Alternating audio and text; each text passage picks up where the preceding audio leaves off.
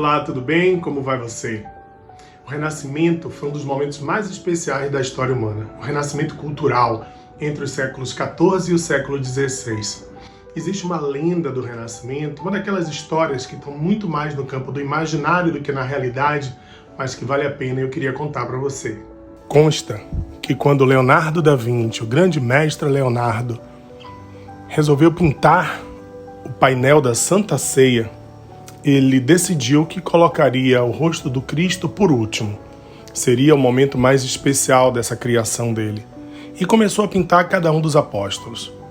E, em especial, ele esperava, como modelo para o rosto de Judas, que fosse alguém que representasse sordidez, dor humana, sofrimento, a traição de Judas, e saiu procurando pelas ruas de Milão até que ele encontrou um jovem andarilho, um pedinte pelas ruas e disse: este rapaz traz toda a expressão da dor que eu quero, a expressão da face, da sordidez, da malícia, da traição. E convidou aquele rapaz, ofereceu a ele comida, ofereceu a ele uma quantidade de dinheiro e o rapaz aceitou e acabou servindo de modelo para Judas. Passaram-se meses até que finalmente Leonardo precisava do modelo para o rosto de Jesus. Indicaram a ele que fosse até o coral mais importante da cidade, onde vários jovens traziam expressões belas no rosto. E lá foi ele. De imediato parou os olhos em um rapaz, belíssimo, com um olhar translúcido, encantador, e convidou aquele rapaz para que ele fosse o modelo de Jesus Cristo. O rapaz concordou. Foi até o estúdio, até a oficina de Leonardo, e lá foi pintado o rosto de Jesus, o primeiro esboço que depois se transformou no rosto definitivo do famoso quadro da Santa Ceia, do painel da Santa Ceia. Ao se despedir, quando Leonardo agradeceu a ele, ele disse: Mestre Leonardo, que felicidade que estar mais uma vez aqui no seu estúdio, na sua oficina de criação. E Leonardo da Vinci, surpreso, disse: Você já esteve aqui? Sim, meses atrás. Foi o senhor que me convidou para ser o modelo de Judas. E aquele dia mudou a minha vida. A oportunidade que você me deu de trabalhar com arte, de conhecer a sua obra, fez com que eu mudasse os caminhos da minha vida. Fui me dedicar à música, à arte, e hoje, mestre Leonardo, eu lhe agradeço imensamente pela grande guinada que eu tive em minha existência. Oportunidade. É disso que a gente está falando. TV Enem é uma dessas oportunidades. Dessa chance é você mesmo. Vamos em frente. Mais um dia de aula para você.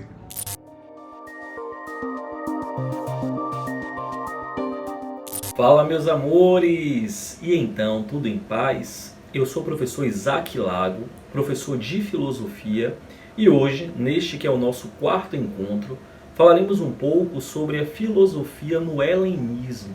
O que é o helenismo? O helenismo é esse período que tem início por volta do século IV, antes da era cristã, e que representa a diáspora da cultura grega, influenciando e sendo influenciado, alterando e sendo alterado por outras culturas. Então é a Grécia fora da Grécia, ressignificando a Grécia. É curioso que todo esse conteúdo, ele ocupa-se do que o INEP nos aponta como competência de número 1 e suas 5 primeiras habilidades acerca do conteúdo formativo na direção do Enem. Eu quero começar esse conteúdo chamando a atenção de vocês para a importância do pensamento aristotélico. Lembrem que Aristóteles, ele que é o grande preceptor de Alexandre o Grande, e o helenismo ele não aconteceria nas proporções que ocorreram sem a figura de Alexandre. Lembra que Alexandre, filho de Filipe II, o grande lá da Macedônia, é aquele que muito jovem ainda assume o reinado e que ninguém imaginaria que ele conseguiria manter o que o pai havia conquistado E mais do que isso, ele ampliou de modo extremamente significativo. E é bom salientar que, por acreditar que um guerreiro ele precisava ser mais do que valente e corajoso, ele também precisava ser sábio, é que Filipe II traz Aristóteles para ser preceptor do seu filho. E aí a influência aristotélica inebria com toda certeza a construção dessas escolas, dessas filosofias de vida, desses modos de compreender a realidade e pensar a condição humana no mundo, neste período que nós aqui estamos chamando de período da filosofia helenística ou período do helenismo. A máxima de Aristóteles é muito simples. Em Aristóteles, a compreensão ocorre na medida em que ele defende que cada coração humano tem sonhos que são muito seus. Para Aristóteles, talvez um coração ambicione o sucesso. Um outro coração pode ambicionar a fama. Talvez um outro coração, além da fama, do sucesso, possa também ambicionar a fortuna. Porém, se existe um desejo comum em todo o coração humano, é o desejo de ser feliz. E em Aristóteles, a felicidade ela não é um alcance individual. Ela é uma construção coletiva. É aquela ideia do ethos. Ethos, que significa lugar de todos, e ethos, que significa cuidado, ética. Para estarmos juntos, precisamos nos cuidar, e só poderíamos estar juntos se nos cuidarmos. É a certeza que ética e política não se separaria, e que nós construiríamos uma sociedade cujo cuidado, a ideia aqui de amizade, seria a tônica. Lembrem que em Aristóteles, a amizade significa essa reciprocidade, corpos coabitados por uma só alma, interesses mútuos, interesses comuns. Por isso o amor é nobilíssimo, mas não tão nobre quanto a amizade, a benevolência também. A amizade manifesta-se aí como o maior dos sentimentos. Uma diferençazinha entre a felicidade aristotélica e a felicidade que as escolas helênicas irão apontar como caminhos plenos de uma existência é que em Aristóteles a felicidade de fato é essa construção coletiva. Já nas escolas helênicas, a felicidade se manifesta como uma paz interior, e é sobre isso que falaremos a partir de agora. Quando pensamos nas escolas helênicas, são muitas as escolas. Eu posso citar aqui o neoplatonismo, o ecletismo, mas convencionou-se basicamente 4 escolas centrais. Essas são o estoicismo, o epicurismo, o ceticismo e o cinismo. Essas 4 escolas, através de caminhos diferentes, e veremos daqui a pouquinho, elas buscam em conformidade uma única coisinha: como o ser humano pode construir uma vida feliz. O que é que essas escolas querem? Querem propor caminhos a fim de que o homem viva feliz a sua existência. A primeira escola, o estoicismo, fundada por Zenão, ela partirá de um princípio muito simples, porém extremamente complexo. Zenão dirá que a condição conduzinte ao homem à felicidade é a apatia. Por favor, não confundam aqui apatia com apatia. Apatia seria indiferença, seria não envolvimento. Apatia é serenidade. O que é serenidade, Zenão? É a capacidade de entender que aquilo que precisa de você, você faz. Aquilo que ultrapassa seu poder fazer, você aceita. Olha como isso é forte.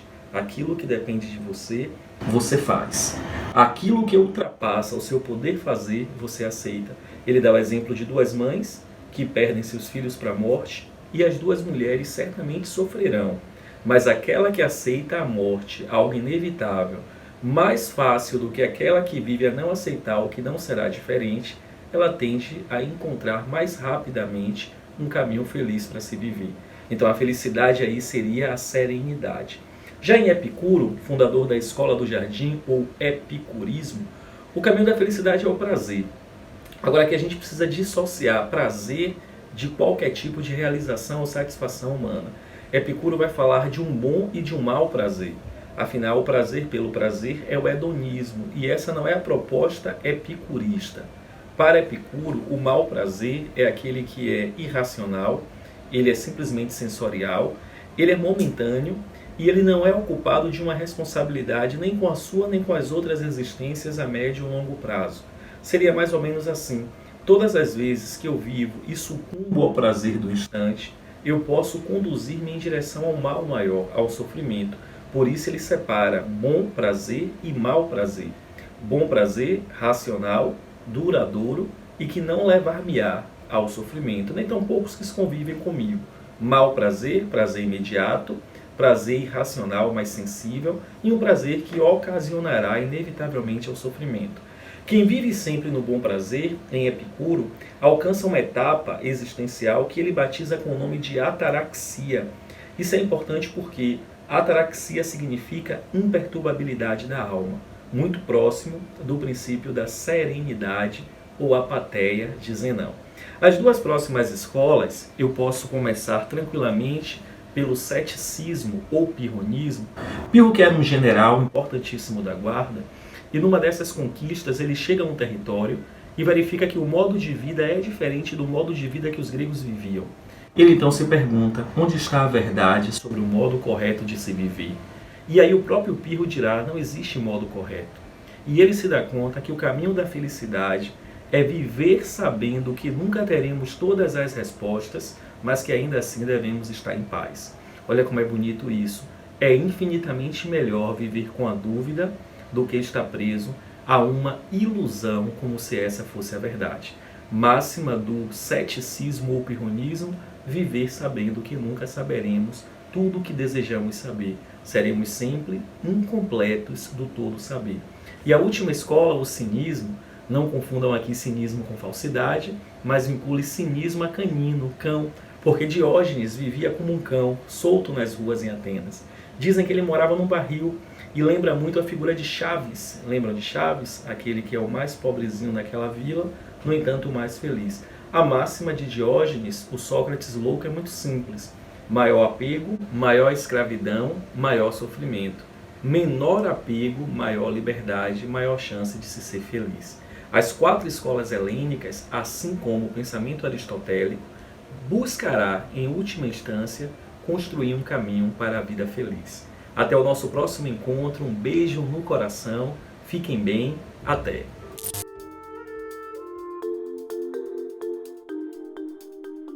Boa tarde, pessoal, tudo bem? Professor Jarbas de Jesus falando aqui com vocês. Sejam bem-vindos à TV Enem e sejam bem-vindos a essa nova preparação, esse novo modelo de preparação que nós estamos construindo juntamente com vocês nessa nova etapa, né? Apesar de um período excepcional, nós estamos aqui mostrando que é possível que a gente tenha o nosso aprendizado garantido e a nossa preparação para o Exame Nacional do Ensino Médio também da mesma forma garantida a partir dessa bela proposta. Bem, gente, nós estamos na aula 7. A aula 7 de Física vai começar a tratar, né, da mecânica newtoniana e a sua influência, a sua cobrança nos exames nacionais, incluindo o Exame Nacional do Ensino Médio, né, o Enem. Gente, é o seguinte, eu trouxe aqui nesse quadro aqui uma organização objetiva para que a gente possa introduzir os conceitos de dinâmica, né? Então trago aqui para vocês, né? Dinâmica de Newton é uma teoria clássica, isso é importante, né? É uma teoria clássica que foi construída para explicar o comportamento, né, de partículas e sistemas de partículas. Isso é que é importante. E essa teoria ela vai ser abordada especificamente aqui para as causas do movimento, né?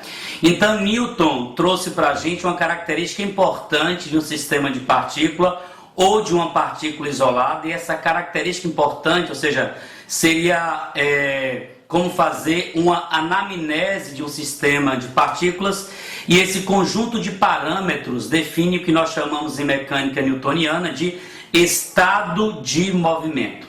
Então, o estado de um movimento de um sistema de partículas é o que Newton busca explicar através do seu conjunto de leis, que serão abordados, essas leis serão abordadas na próxima aula, a aula de número 8. Então venha para cá comigo, né? Eu estou trazendo aqui, sem dúvida, a principal construção teórica, o principal conceito associado a essa teoria, que é, sem dúvida, o conceito de força. Gostaria de lembrar a você que, do ponto de vista do estado de movimento, que é o que Newton busca explicar, esse estado de movimento, a partir da mecânica de Newton, ele pode ser investigado com base no conhecimento, no comportamento dos seguintes parâmetros físicos: a posição que a partícula tem em um dado tempo, o conhecimento da sua velocidade em um dado tempo e o comportamento de uma grandeza importante, que será abordada em aulas futuras, chamada de quantidade de movimento linear ou simplesmente momento linear. O Newton colocou para a gente que, conhecendo o comportamento desses três parâmetros, você será capaz, a partir de suas leis, de descrever o passado, dinâmico desse sistema e mesmo o futuro. Então, sem dúvida, o principal conceito aí é o conceito de força. O conceito de força é dado dessa forma compacta e direta. É um agente físico, é um agente físico vetorial, e esse agente físico é o agente capaz de modificar exatamente esse estado de movimento que nós colocamos aqui, tá? Quais são as características dessa força? Eu trouxe aqui para vocês de maneira organizada para que a gente tenha ideia. Então eu tenho características da força. A primeira delas é que a força é um vetor. E aí você já deve ter revisado vetores, a gente está colocando aqui. Esse vetor apresenta módulo, direção e sentido. Então quando se fala de vetor força, eu preciso associar a esse vetor essas características que nós estamos colocando. O módulo ou intensidade será dada em uma unidade específica, que é o Newton. A direção de atuação dessa força pode, por exemplo, ser horizontal, diagonal, horizontal, vertical, radial, por exemplo, E o sentido pode ser para a direita, para cima, para baixo. Então, quando esse conjunto de informações são atribuídas a uma força, é porque nós estamos tratando de um vetor.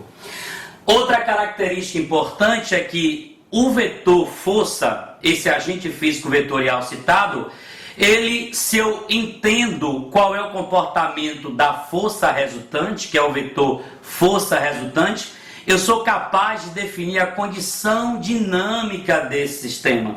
E quais seriam as possíveis situações que são cobradas, que você deve analisar. Se o vetor força resultante for um tipo de força tangencial, eu posso associar o comportamento dessa partícula em um movimento do tipo retilíneo, Neste caso, com a presença de aceleração. Se eu tenho uma força resultante do tipo centrípeta, apenas centrípeta, eu posso associar a dinâmica com movimento circular uniforme. E se o vetor força resultante for dado pela soma vetorial de uma componente centrípeta com uma componente tangencial, então posso estar associando o movimento curvilíneo de maneira geral ou um movimento circular uniformemente variado, que serão abordados um pouco à frente, mas que são essas características do sistema definido pelo próprio comportamento do vetor força resultante. Então gostaria de mais uma vez enfatizar a importância do conhecimento do vetor força resultante, de suas características e da influência desse vetor na dinâmica do sistema de partículas ou até mesmo de uma partícula isolada. Gente, uma outra coisa que a gente deve lembrar é que, lembrando lá da teoria dos vetores, como a força resultante é um vetor, então você imagina, por exemplo, a possibilidade de termos em uma situação física a atuação de várias forças. Isso é possível de acontecer. Então, toda vez que eu tenho vários vetores e eu quero determinar a resultante desse vetor, e nós estamos tratando da força que é uma grandeza vetorial, portanto, esse vetor força resultante, eu coloco aqui no item 3 para você, será dado sempre por uma soma vetorial. Então, se eu tenho N forças, o vetor força resultante será dado pela soma vetorial destas N forças. Agora, é claro que em cada sistema específico, você vai ter que perceber a orientação, na verdade, de todos os vetores presentes. Por quê? Porque para cada orientação vetorial específica, você tem uma maneira concreta da gente definir esse vetor força resultante e que eu vou mostrar daqui a pouco. No tópico 4, eu trago a definição matemática a definição matemática de Newton para a força resultante leva em consideração o que nós chamamos de variação temporal da quantidade de movimento. Então, essa relação aqui, ΔQ sobre ΔT, é essa definição que é a de força. Do lado eu escrevi força igual a massa vezes aceleração, que seria uma relação compacta para a definição de força. Força resultante é quantitativamente igual ao produto da massa vezes o vetor aceleração da partícula. À frente a gente vai comentar que a massa é dada em quilogramas e que a aceleração no sistema internacional será dada em metro por segundo ao quadrado. O que é que Newton está colocando para a gente? Que se existe variação da quantidade de movimento, então existe aceleração presente no sistema, e essa aceleração é, na verdade, consequência da atuação de uma força resultante não nula. Na aula 8 comentaremos mais sobre isso. E eu trago finalmente, gente, no tópico 5, ao cálculo do módulo desse vetor importante. Eu estou falando de força, ele apresenta módulo, direção e sentido. Então eu estou trazendo para vocês, no item 5, como calcular esse módulo. O módulo é a intensidade, seria o valor numérico absoluto dessa força resultante. E aí eu quero lembrar para vocês que nesse caso específico, em cada situação, e eu trouxe aqui 4, que são os casos mais gerais, você precisa observar cada uma dessas situações. Então vamos lá.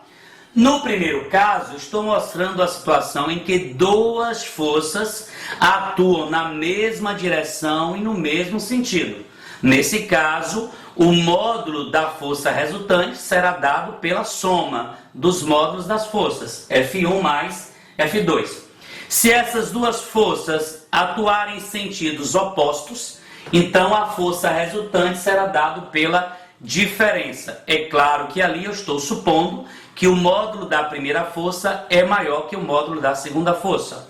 No terceiro caso, se a força resultante, as duas forças forem ortogonais ou perpendiculares ou normais, ou seja, formam um ângulo de 90 graus, então eu posso obter o vetor força resultante através da relação de Pitágoras.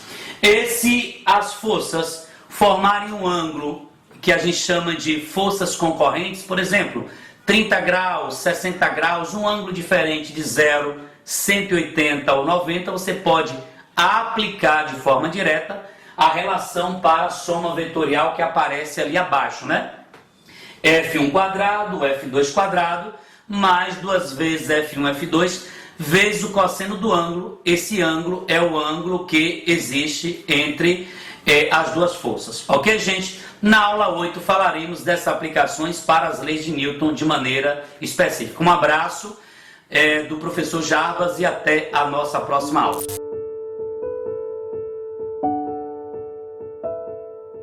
Olá, tudo bem? O nosso assunto de hoje é fake news, uma palavra em inglês que em português significa literalmente notícia falsa. O mundo passou a discutir sobre isso massivamente e tornou-se popular esse termo aqui no Brasil em 2016, depois das eleições americanas, onde Donald Trump assumiu o cargo. E também depois do escândalo da Cambridge Analytica, uma empresa do Reino Unido que foi responsável pela campanha de Donald Trump nos Estados Unidos e também por várias outras campanhas eleitorais ao redor do mundo. Essa empresa era responsável por coleta de dados e também por comunicação estratégica. O que é que ela fez de errado? Ela ilegalmente comprava dados de usuários de redes sociais como o Facebook, por exemplo, e a partir desses dados elas elaboravam mensagens estrategicamente, de forma convincente, para que essas pessoas fossem subliminarmente induzidas a votar no candidato que fazia parte da empresa. No caso, aí, Donald Trump. Isso ficou comprovado, foi um escândalo, a empresa fechou e passou-se a discutir fake news ao redor do mundo. A questão é que não são só resultados eleitorais que são prejudicados através de fake news. Ter um resultado eleitoral prejudicado já é aí gravíssimo, é antidemocrático, tirou nossa liberdade. Mas também tem muitos outros prejuízos por trás disso. É desinformação, que pode prejudicar e muito em todos os aspectos da nossa vida. A pessoa pode morrer por causa de uma fake news. Esse é um termo antigo. Ele é usado nos Estados Unidos desde o século XIX, porque essa prática é uma prática antiga. Há muito tempo as pessoas criam notícias com fins próprios e muitas pessoas acreditam nelas. Só que hoje, com o recurso da internet, é muito mais fácil espalhar uma fake news e é muito mais fácil que uma fake news eleja um presidente, que uma fake news derrube um político, que uma fake news difame alguém, que uma fake news acabe com a vida de alguém, que uma fake news faça alguém se matar, tirar a própria vida. Só para vocês terem uma noção, por exemplo, agora em tempos de coronavírus, no mês de março, o Facebook divulgou que só aqui no Brasil mais de 42 milhões de usuários do aplicativo WhatsApp, que pertence ao Facebook, tiveram algum tipo de acesso, contato com uma fake news ligada ao coronavírus. Existem hoje trabalhos de combate a fake news que são muito fortes no Brasil e no mundo, mas o primeiro trabalho de todos é a gente escolher bem as nossas fontes e prestar atenção em sinais de que aquela mensagem pode ser falsa. E esse é um tema que pode facilmente cair no Enem. Até mais!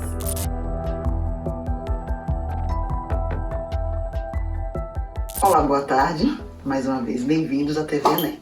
E hoje nós vamos trabalhar um tema muito interessante, muito pertinente na história do Brasil, também durante o Segundo Reinado, nosso mais longo período, digamos assim, de gestão, falando-se em compromisso em gestão política, período que o Brasil foi governado por Dom Pedro II. Diante de vários temas que nós estamos abordando dentro desse período tão longo, desse quase meio século de gestão, o nosso tema hoje é a famosa Era Mauá. Era Mauá. O que é uma era? Quem era Mauá? Vamos tentar explicar. Vamos tentar resolver essa equação histórica. Irineu Evangelista de Souza foi um dos personagens mais importantes da história do Brasil durante o século XIX. Fora sua biografia, muito contestada, muito lida, muito admirada, por ora criticada, vamos entender qual foi a importância desse personagem na história do Brasil durante o Segundo Reinado. Irineu Evangelista de Souza. Esse período chamado Era Mauá, de quase duas décadas, foi um período de crescimento econômico ligado à industrialização brasileira. A indústria brasileira, ela se viu fomentada, ela se viu potencializada por alguns investimentos, e a boa parte desses investimentos realizados por essa figura que recebeu o título de Barão de Visconde de Mauá. Esse homem, esse empreendedor, hoje nós o chamaríamos de empreendedor, né? Um homem que tinha uma visão muito além do seu tempo, admirado por muitos empresários, odiados por muitos fazendeiros, muitos palacianos na história do Brasil.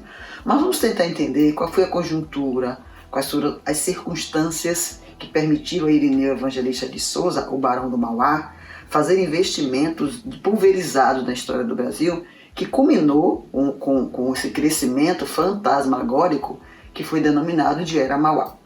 A primeira coisa que nós temos de levar em consideração nesse período é que esse crescimento industrial, o crescimento dessas unidades da indústria brasileira, não nos tirou de uma situação de um país agrário exportador, ou seja, não mudou a estrutura básica da nossa economia.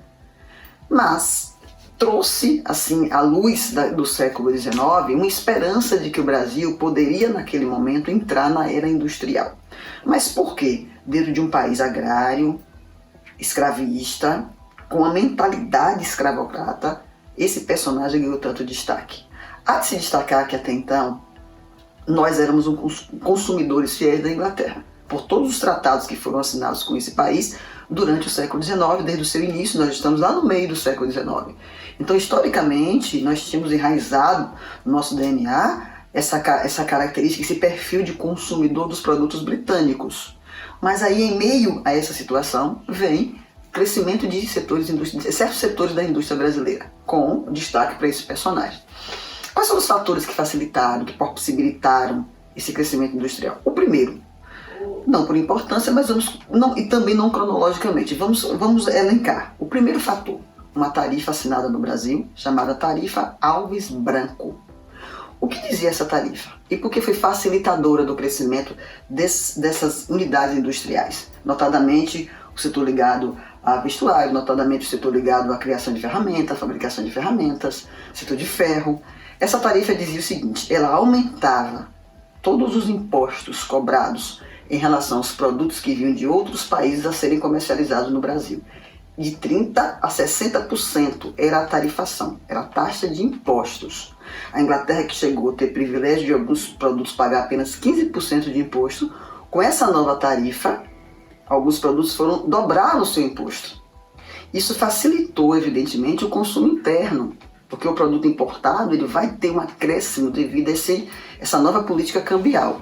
Evidentemente que o Estado brasileiro, ligado à tradição agroexportadora, não criou essa tarifa com a intenção de proteger a indústria, de promover esse surto industrial.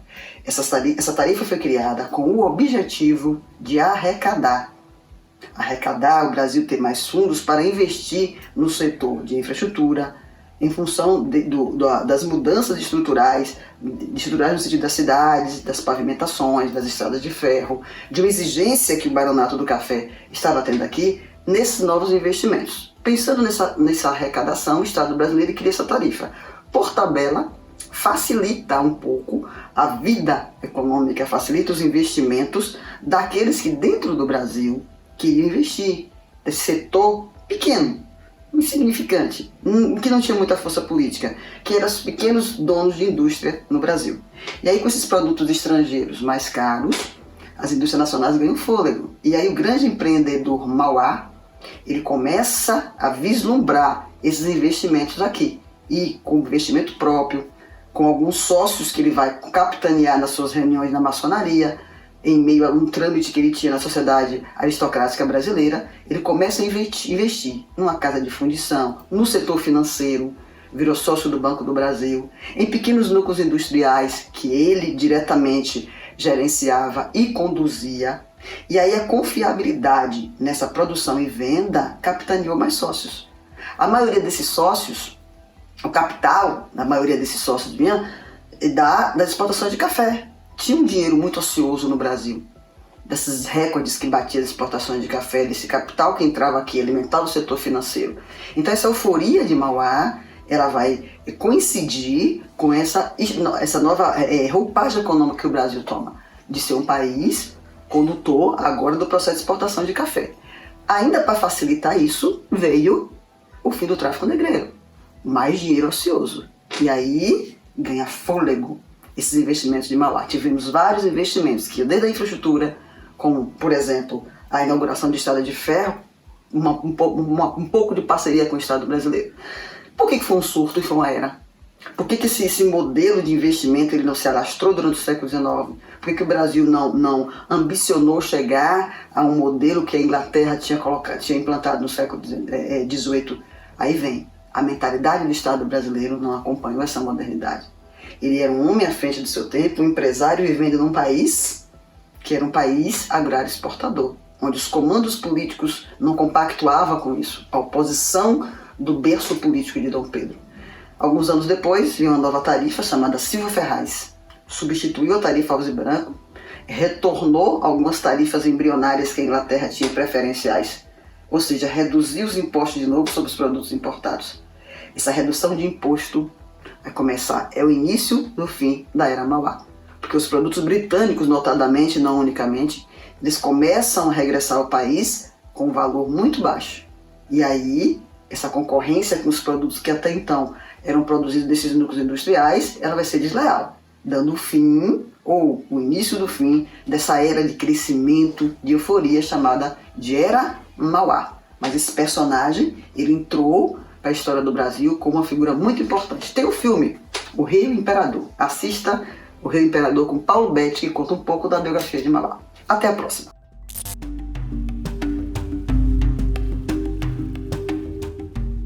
Olá, meus amores! Tudo bem com vocês? Espero que sim. Estamos passando por um momento extremamente delicado, mas esse momento, ele é passageiro, né? Tudo passa, basta que a gente acredite, que a gente tenha fé que as coisas acontecem. Eu sou a professora Valmínia Miranda, professora de gramática, e hoje nós vamos trabalhar com conteúdo importantíssimo e recorrente nas provas do Enem, figuras de linguagem. Ao falarmos de figuras de linguagem, nós precisamos revisitar dois conceitos: linguagem denotativa e linguagem conotativa, tá? Por quê? Porque quando a gente vai falar de linguagem, figuras de linguagem, nós estamos, trabalhando com o emprego da conotação, tá? O emprego figurado das palavras. Então, a gente precisa relembrar que linguagem denotativa é a linguagem real. É um emprego literal, tá? Da palavra dentro de um contexto oracional. Exemplo: a cidade foi destruída pelo fogo. Quando eu falo a cidade foi destruída pelo fogo, fogo está no sentido literal, no sentido real. Fogo, chama, fogo, labareda, ok? E o sentido conotativo, o sentido figurado, subjetivo. Este menino não é fogo, hein? Perceberam? Quando eu digo este menino não é fogo, esse fogo não é no sentido de chama, nem de labareda, mas sim no sentido, de ser um garoto esperto, de ser um garoto danado. Percebam que a conotação, ela leva a diversas interpretações, dentro de um contexto oracional. Já o sentido denotativo é o sentido real da palavra. A gente não tem muito o que pensar, A gente vai lá e interpreta, como no caso do exemplo, a cidade foi destruída pelo fogo. Não tem o que questionar, A ideia, ela é extremamente clara, tá? Ela é objetiva. Vamos às figuras de som ou harmonia, tá? As figuras de som ou harmonia, elas são divididas, tá, em 4. Nós vamos ver 4 figuras hoje: aliteração, assonância, onomatopeia e paronomásia. Paronomásia ou paranomásia, tá? As duas pronúncias são corretas. Tá ok? Vamos à primeira, aliteração. O que vinha a ser a literação? A literação é a repetição de consoantes. Com que objetivo? O objetivo sonoro, o objetivo de ritmo. Então, a literação é uma figura que todo mundo conhece. Querem ver? Em algum momento na vida de vocês, vocês devem ter se reunido para brincar de trava-língua, E a gente dava assim, eu adorava e dava muitas risadas. O trava-língua é um exemplo de aliteração. Percebam o som, a repetição do mesmo som. O rato roeu a roupa do rei de Roma. Perceberam a repetição do som re? Então, eu tenho rei, roupa, rato, Roma. Essa repetição de som é que a gente chama de aliteração. Um recurso muito empregado, por diversos autores, com esse objetivo mesmo, de harmonia, de sonoridade. Seguimos com a assonância. A assonância é repetição de vogais. Aliteração, repetição de consoantes. Assonância, repetição de vogais. Um exemplo bem simples para que a gente perceba a repetição desse som. Vou me embora agora para a casa de Aurora. Repetição do O e do A. Então, assonância, repetição de vogais. Aliteração, repetição de consoantes. Onomatopeia. Gente, onomatopeia também é tão familiar. Vocês vão perceber, tá? O que vinha a ser onomatopeia? Produção de sons do nosso dia a dia. Então, ó, toque-toque. Toque-toque é uma onomatopeia, tá? Os próprios sons produzidos pelos animais, au-au, miau, são também exemplos de onomatopeia. Viu aí que eu disse a vocês que é bem familiar, né? E às vezes vocês convivem com isso o tempo todo, né? Mas não sabem que é onomatopeia. E, por último, paronomásia. Paronomásia, tá? Vai ser a repetição de palavras semelhantes, né? Porém, cada uma com o seu significado, com a sua particularidade. Vocês já devem ter ouvido: quem casa, quer casa. Observem, casa e casa. O som é bem semelhante, iguais, né? Porém, na primeira construção, quem casa, casa é verbo.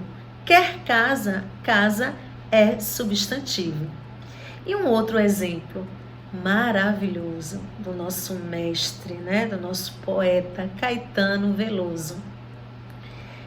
Em sua música, quando ele diz assim, olha só: berro pelo aterro, pelo desterro, berro por seu berro, pelo meu erro. O nome dessa música é Qualquer Coisa, uma obra-prima de Caetano Veloso. E aí nós observamos também o emprego da paronomásia, né? Berro, erro, né? Desterro, são palavras bem próximas, mas cada uma com seu significado. Ok? Até a próxima aula. Um beijo para vocês.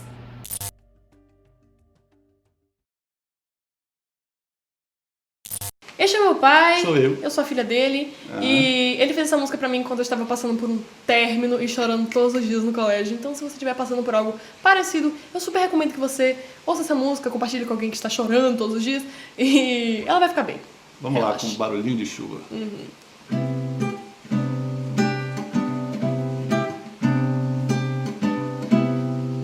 Ouça bem, meu bem, a vida não lhe tira nada sem dar nada em troca. E mesmo quando entorta um caminho seu, você verá que há paisagens mais bonitas que numa estrada reta não se nota. Eu sei que não é fácil acreditar em mim e olhar o lado bom em hora tão ruim, mas eu sei que é assim, que toda dor, mesmo de amor, um dia chega ao fim. E quando amanhecer e o frio deixar o seu lençol,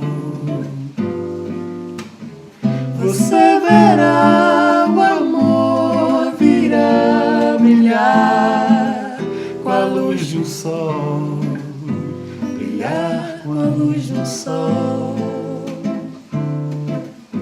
brilhar. Ouça bem, meu bem, a vida não lhe tira nada sem dar nada em troca.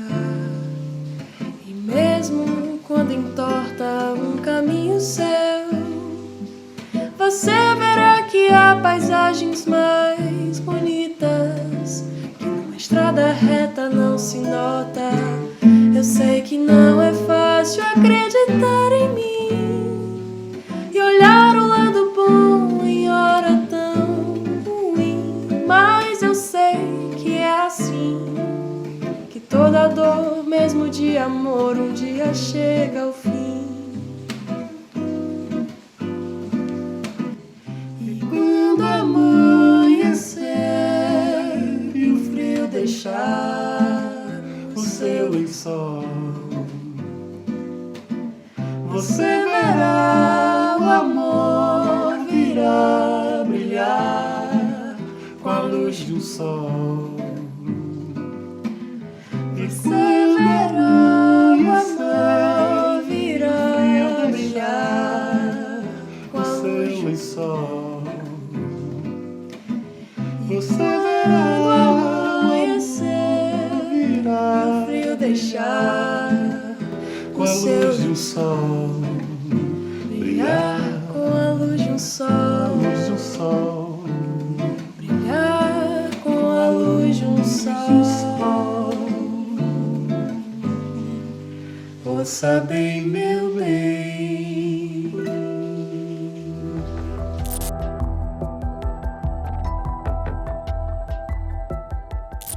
Olá, eu sou Hannah, professora de Sociologia. O nosso assunto hoje é a relação entre indivíduo e sociedade. Essa relação dicotômica entre indivíduo e sociedade, ela é fundamental dentro das discussões das ciências sociais. Faz parte dos primórdios do desenvolvimento da sociologia. Ela surge em meio a um processo crescente de industrialização que vem lá a partir do século XVIII, né, que levou ao surgimento dos inúmeros problemas sociais que a gente vivencia ainda hoje, como crise na política, desigualdade social, falta de emprego, aumento, né, da violência, qualidade, né, de educação, saúde, lazer, que a gente vivencia até hoje no nosso país, né?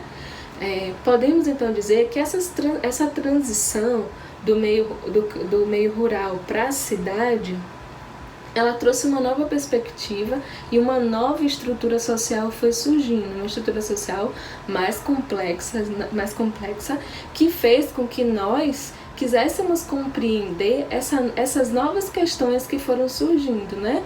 E aí a sociologia se interessa justamente por essas questões. Então, o que a sociologia estuda? A sociologia, ela tenta explicar a realidade, estudando sistematicamente o comportamento dos grupos e as interações humanas.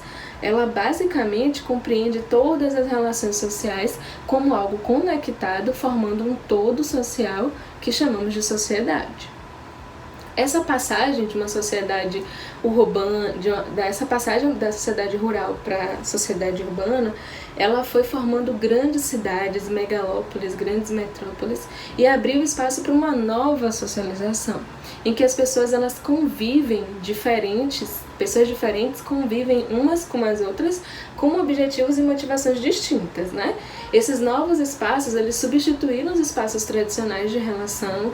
A gente pode dar como exemplo a infância. A infância, há 20 anos atrás, ela era construída de uma forma. Hoje a infância ela é construída e concebida de uma outra forma, né?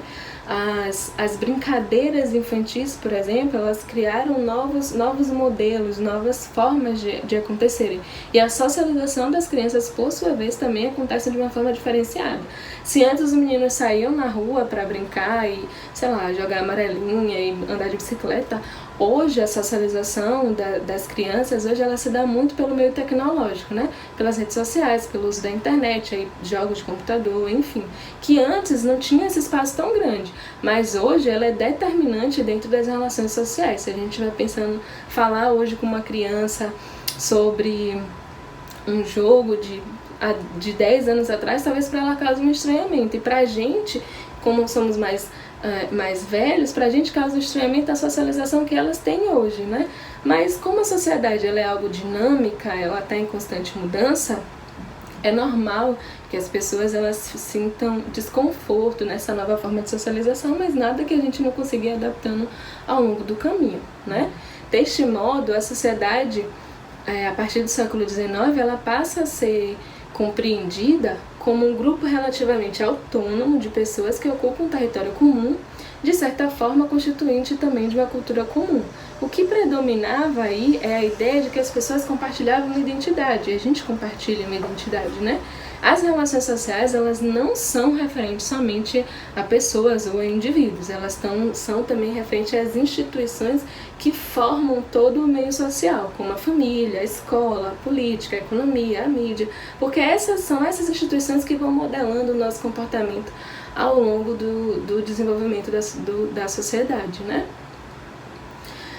Separei então aqui dois autores clássicos da sociologia, né, que falam sobre essa relação entre indivíduo e sociedade de forma que compreendem essa relação de forma diferenciada. Os autores que eu escolhi para falar com vocês foi o Émile Durkheim e o Max Weber. Vou começar a falar um pouquinho sobre o Émile Durkheim, né? Ele, segundo a concepção dele de indivíduo e sociedade, ele acredita que a sociedade, em sua análise, é priorizada os fenômenos sociais, considerando que eles são externos ao indivíduo e determinadora de suas ações.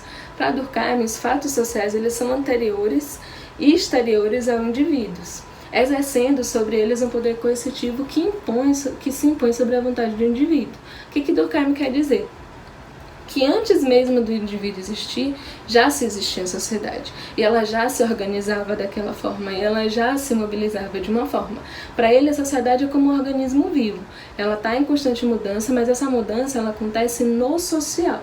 Não necessariamente são os indivíduos que vão mudar a sociedade, mas a sociedade que vai modificar as relações individuais, né? Já Weber, ele acredita que a relação entre indivíduo e sociedade ela acontece através dos atores sociais e das ações individuais, né? Ele entendia a sociedade como um conjunto de interações sociais. Para Weber, como a sociedade ela se forma através das questões individuais, ou seja, o meu comportamento enquanto indivíduo vai modificar a sociedade, o comportamento de outras pessoas e as suas ações vai modificando a sociedade, ou seja, eles têm dois pensamentos opostos, né? Diferente do que Weber acreditava, diferente do que Durkheim acreditava, Weber dizia que para compreender a sociedade, você precisa considerar o componente universal, particular e da vida social, fundamental para conhecer o funcionamento da sociedade humana que vigoram as interações entre indivíduos e os grupos sociais. A grosso modo, né, fazendo a distinção mais clara sobre esses dois autores, Weber ele se interessa pelas questões individuais como formador da sociedade, enquanto Durkheim acredita que o coletivo é formador dessa mesma sociedade. E aí como é que a gente pode trazer para os dias de hoje? Segundo a concepção durkheimiana, o indivíduo e a sociedade como um conjunto, como um organismo vivo, ele vai modificar essas relações. Hoje a gente está vivendo em isolamento social, mas quem definiu isso, segundo a concepção de Durkheim, não foi o individual, mas o coletivo. Foi a sociedade que compreendeu que essa era uma organização necessária para ser vivida no momento.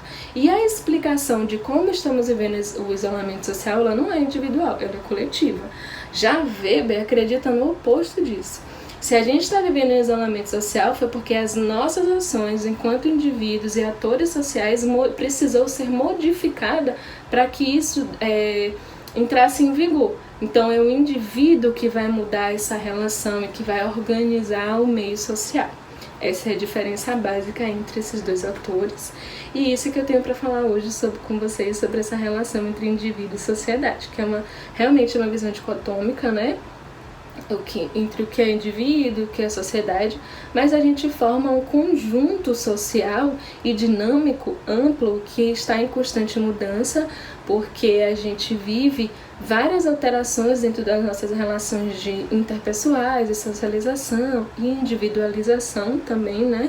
Se a gente estiver pensando na sociedade como o Bauman falava, em uma sociedade líquida, onde algumas questões relacionadas a afeto e pessoas, elas estão sendo relações muito frágeis a ser vivenciadas ao longo desses períodos. Mas é isso, por hoje é só, muito obrigada. Lembrando que a gente ainda está em isolamento social, então fiquem em casa, bebam bastante água, façam sempre a higienização de vocês e usem máscaras. Até a próxima.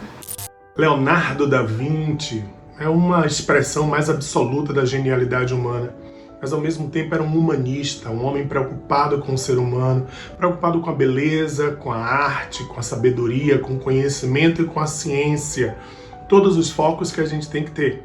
Lembre-se, o TV Enem está na plataforma tvenem.com.br. Está também nas TVs abertas, nas TVs a cabo e também nas grandes plataformas de vídeo. É só você procurar lá. Canal Escritório do Pensamento. Você vai encontrar o playlist com todas as aulas do TV Enem. Um grande abraço, paz e luz para você.